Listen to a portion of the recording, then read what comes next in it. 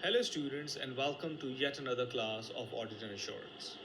I'm your tutor Shehzad Javed.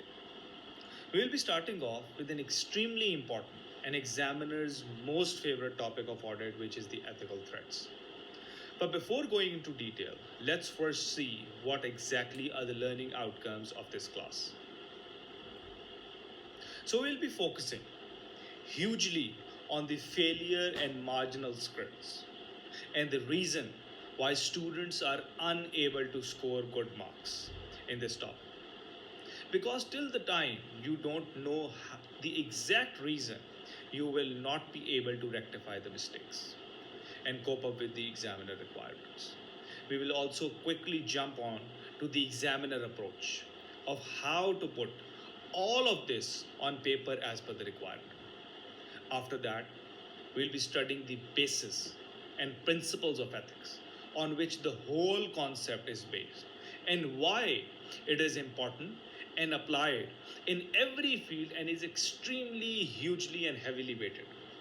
We will study different types of ethical threats in the auditing world and we'll see the best course of operation to minimize it, to have it safeguard to the maximum or to an acceptable level.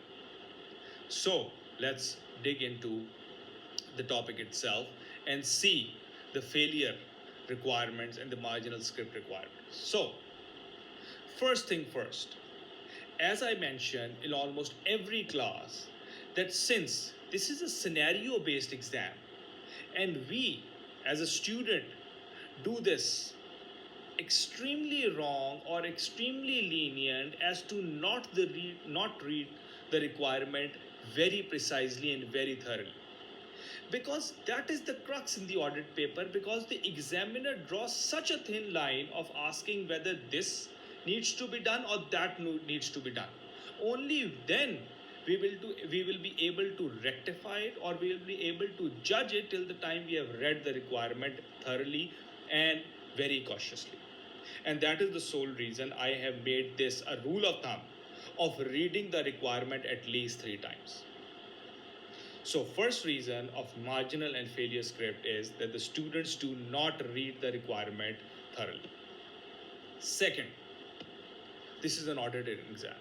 This is a professional level exam. This is your final year exam. This is the exam in which the examiner thinks that you are actually at a higher scale, at a professional scale, at a level which is not amateur. So they expect you to use professional language when you attempt this exam and not some fancy English, because this is not an English paper. This is not an essay writing paper. This is not a letter drafting paper. This is not a paper for comprehension. So this is a paper which requires professional language and professional attempting of the exam. So make sure that you use professional language. Then, since this is a scenario based exam, the students do write the answer well, do put on the concepts and the knowledge, but they do not, or they miss linking that to the scenario, because the scenario is just not a fancy image that is being presented in the exam. That is where the maximum knowledge or the information prevails, and that information needs to be implemented into the requirement. So you need to link everything. You need to link the names, you need to link the auditing firm, you need to link the director names, you need to link the years. So every linkage has to be maintained with the requirement. So another reason of a marginal or failure script is that they do not link the scenario answer to the scenario. Then, no matter, I have instructed you to write brief answers, to write to the point answers in the audit. But this to the point, as I have witnessed, does not mean that writing only 2 words to justify your answer. Because the examiner who's marking your papers will not be judging by itself of what exactly you have written. You have to brief your answers, but you have to brief it in a way that that brief knowledge or the statement actually makes sense, so the examiner can understand what exactly you are saying. So you need to give brief answers, but making complete sense of the statement. Another important aspect is do not completing the exam or the question in full. If you lose out on marks, you will lose out on your distinctions. You will lose out on your passing scripts. You will lose out on your failure scripts. So attempt the question in full. No matter they have two parts, attempt those two parts, since all the questions have to be attempted with some options.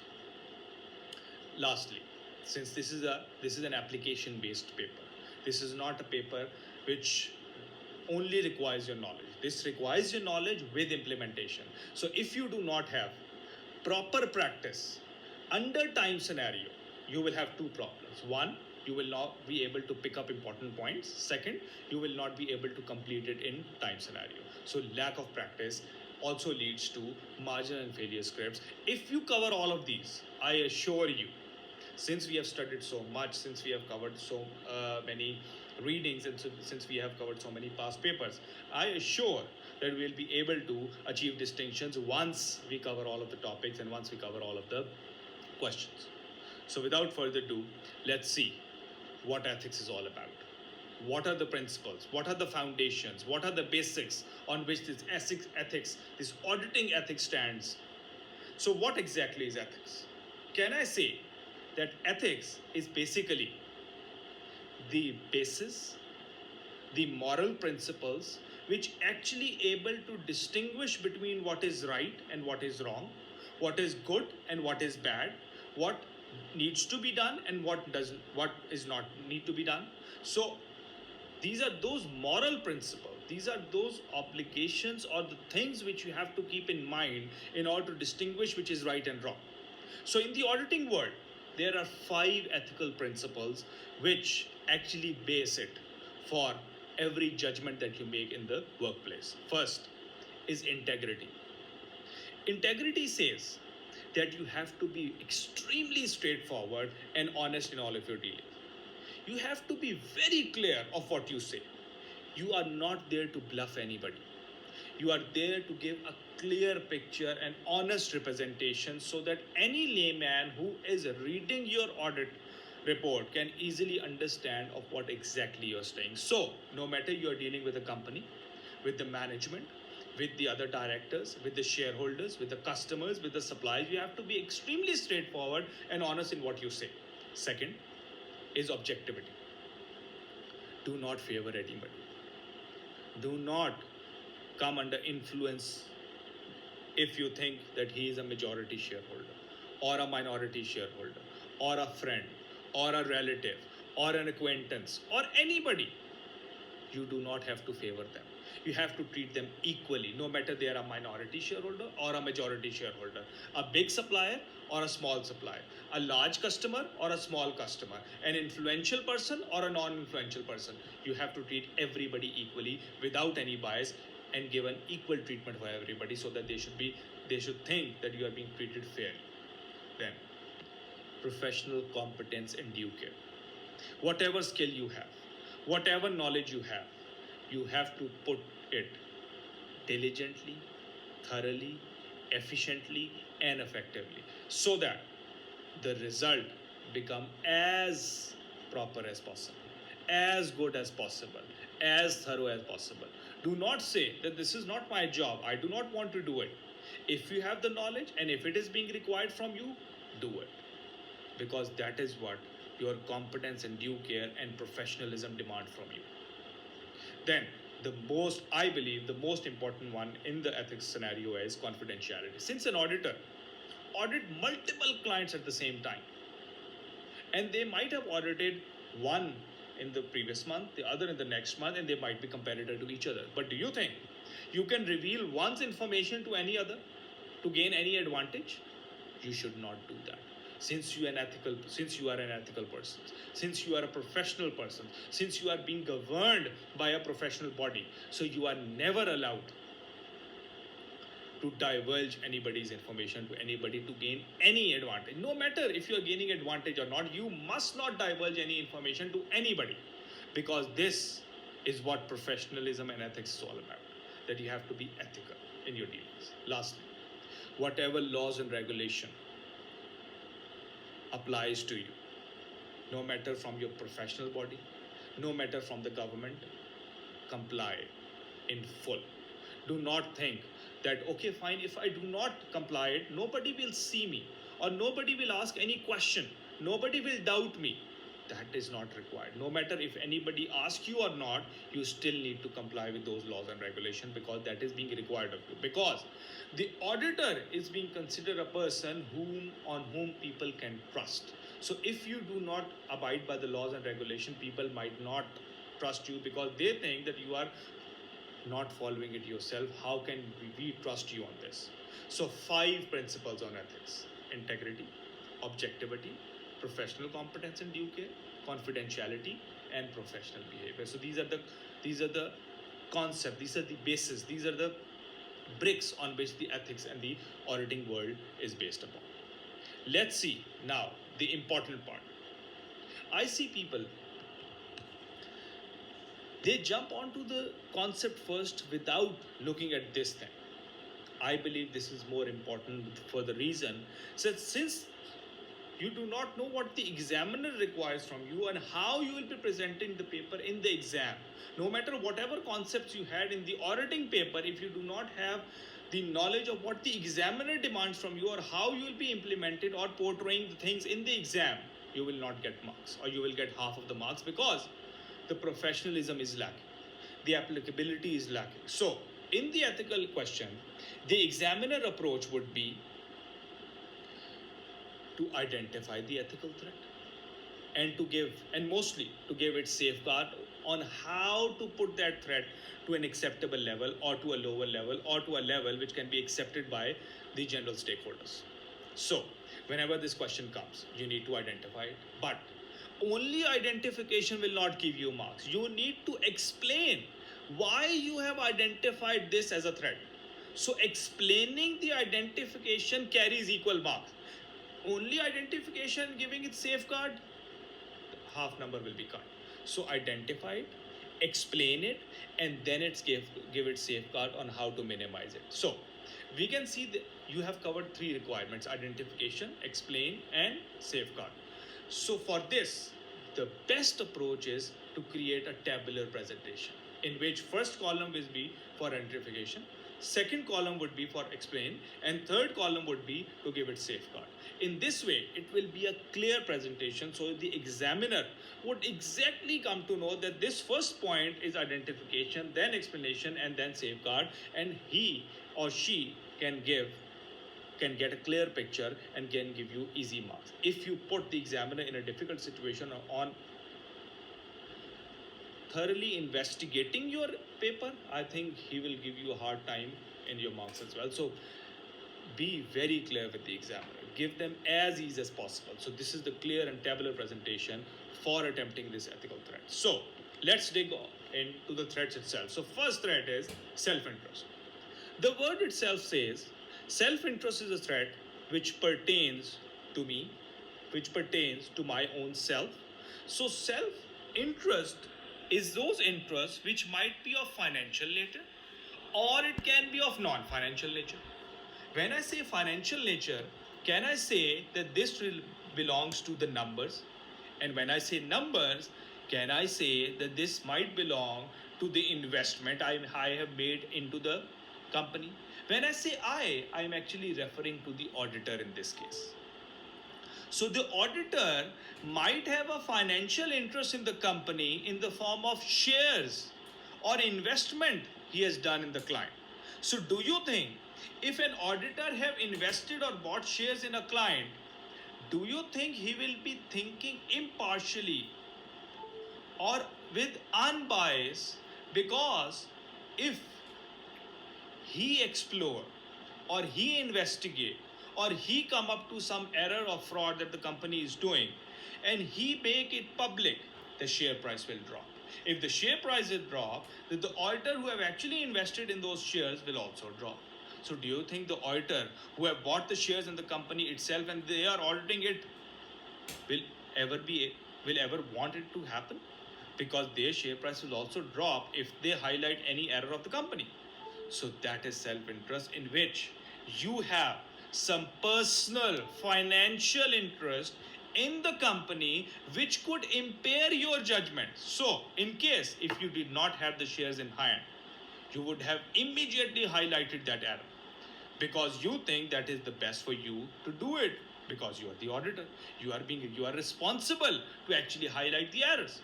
But since you had the shares and you were worried that if I have highlighted the errors, my share price will also drop because I have invested, your judgment would be impaired and you will not highlight that error. So, first threat is that you have actually bought shares and you have any financial interest in the company. What about a non financial interest? Non financial interest might be that the company to whom you are auditing are actually sending you to a luxury trip. If they are sending you to a luxury trip, then they expect from you as well that you will give them favors. You will support them in a time when, in case you wouldn't have had that gift, you would have not supported them. So that non-financial gift have actually bought you in a way that your judgment would have been impaired when it is highly needed. So not only financial interest is not allowed, non-financial interest of an auditor in the company is also not allowed, because in both of the circumstances the judgments of the auditor is being impaired.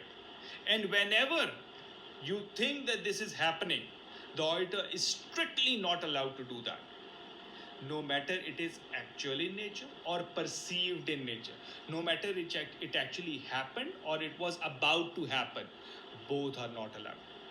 So, if you have shares in the company and you are the auditor and you are appointed to conduct the audit of that company, remove that individual from the audit team. The one who have the shares in the company, you are not allowed to take that individual because the audit team consists of 5-6 people. So you have to skip that individual who have actually the shares of that company. So skip that. If you have a close business relationship, when I say close business relationship, that means that you might be the supplier of that company too with whom you are auditing. So you are not allowed if that is material in nature. When I say material, for example, you are supplying laptops to the company and you are supplying 70% of the laptops bought by the company. That means you are a significant part of that supply.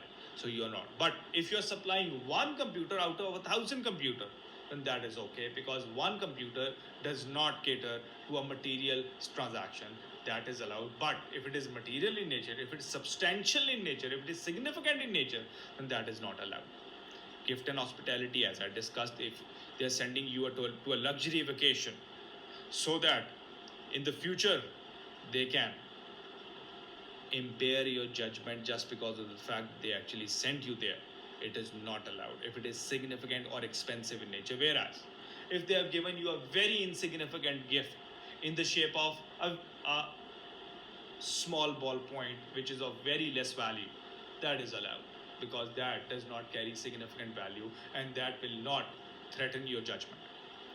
Whereas with regard to, for example, if you are conducting an audit of a bank and if you have taken a loan or a guarantee from the bank, you being the auditor have taken a loan or guarantee from the bank, if they have treated you like any other customer, no matter you were the auditor or not, then that is okay.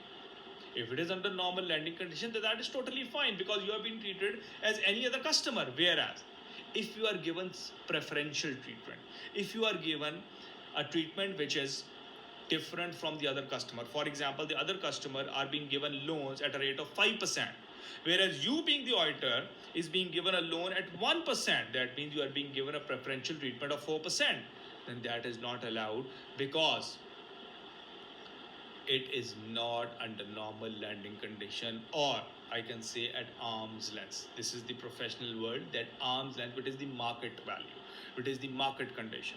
So if it is under arm's length, under normal lending condition, that is allowed. If it is not, then that is not allowed. I hope self-interest is clear. So let's move on to self-review.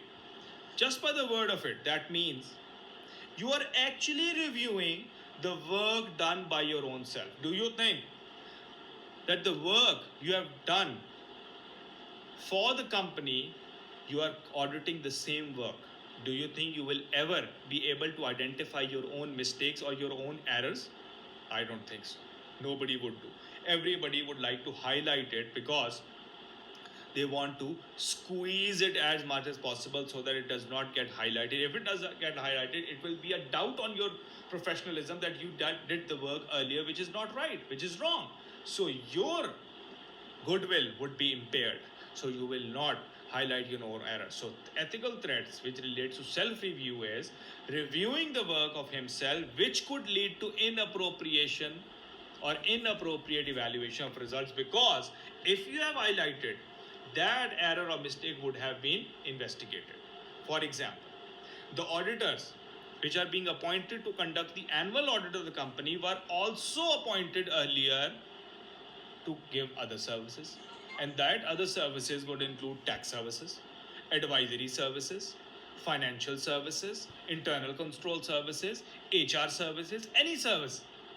So if you are auditing that same service at the end of the year, and what would you do to safeguard it to a minimal level?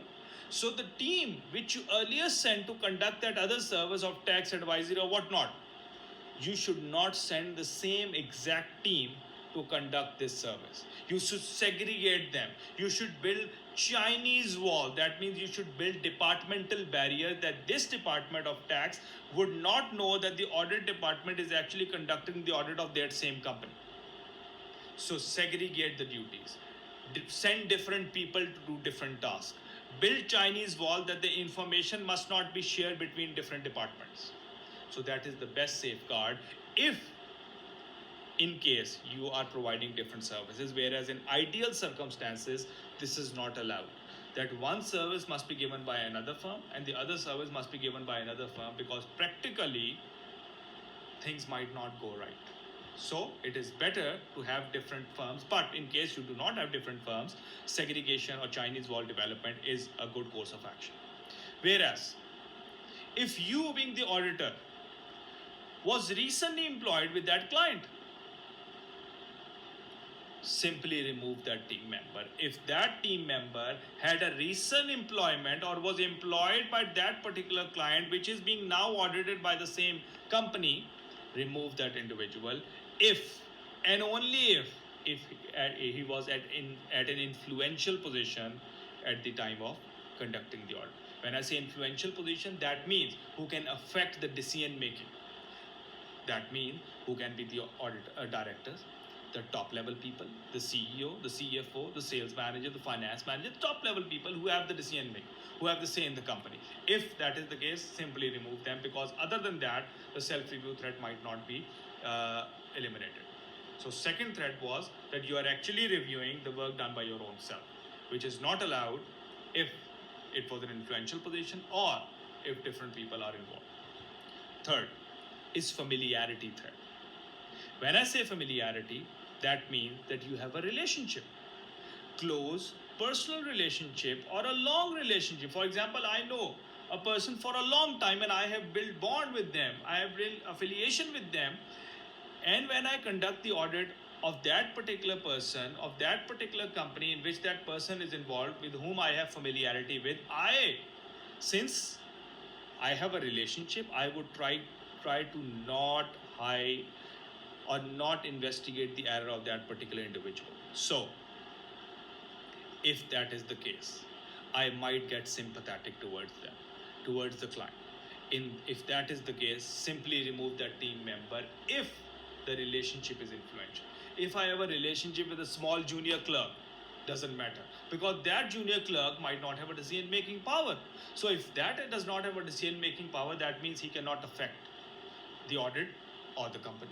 So if the relationship is with the finance director or the CEO or the CFO or the sales manager or some top level people who have a decision making say, then only remove that team. Whereas if you have a long association, that means if you have been auditing that client for a longer period of time, that means you have actually created a relationship between them. That is only allowed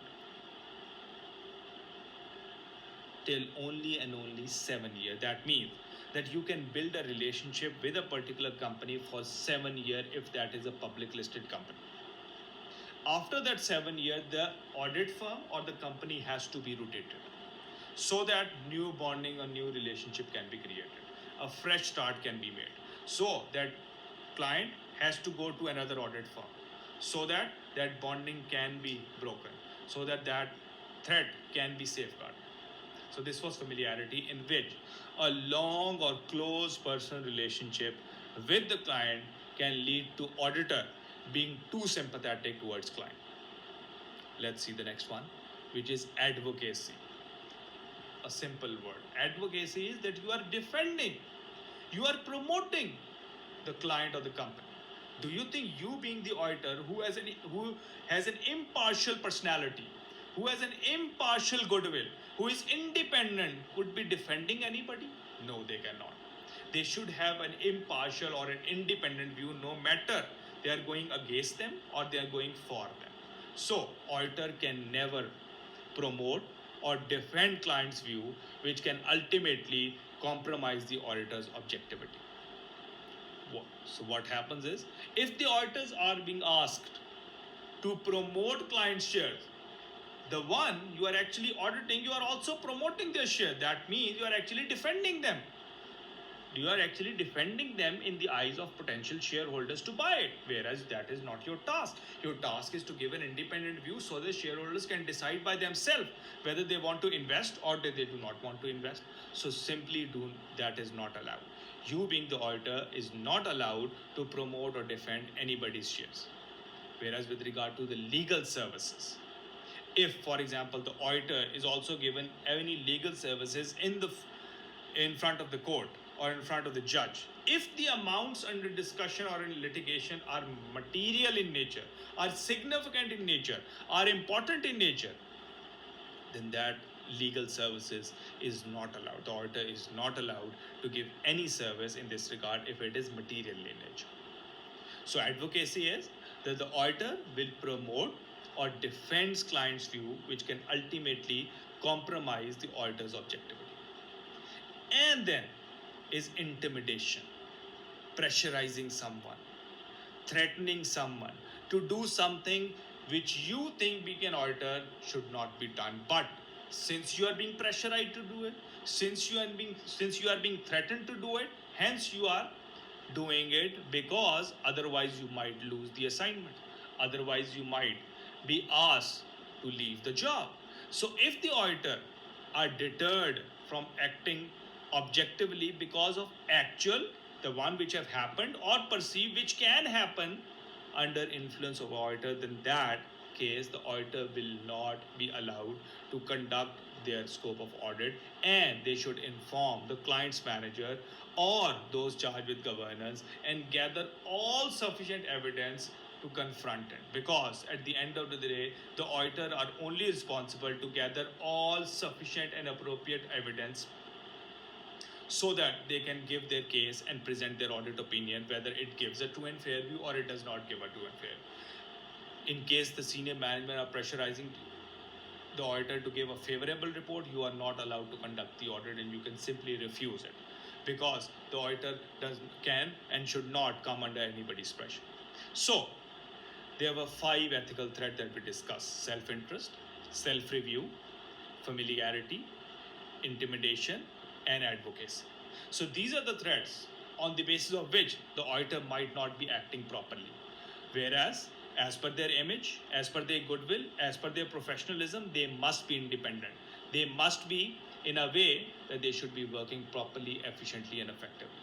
So, the ethical threats persist them or ask them to be independent. So we have to reduce it to acceptable level.